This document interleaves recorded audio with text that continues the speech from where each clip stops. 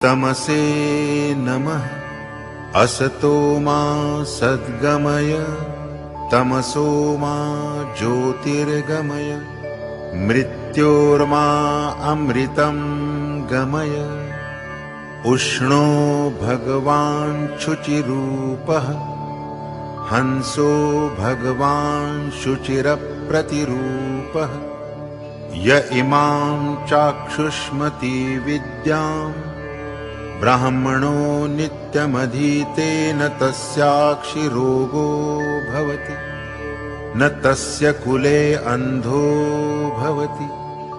अष्टौ ब्राह्मणान् सम्यग् ग्राहयित्वा विद्यासिद्धिर्भवति। ॐ नमो भगवते आदित्याय। अहो वाहिनी, अहो वाहिनी।